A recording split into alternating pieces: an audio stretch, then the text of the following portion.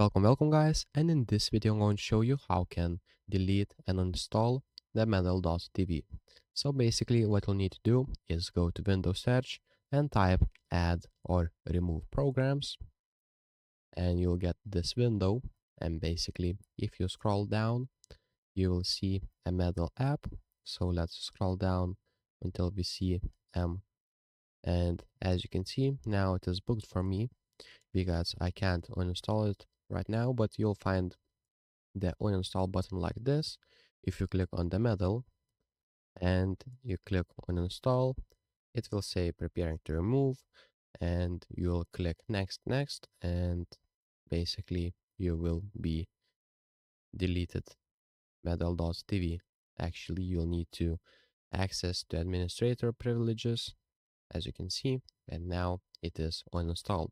So that's pretty much it, guys. If this video was helpful, please make sure to subscribe to Guide to Everything, comment down below for the algorithm, and see you in the next one.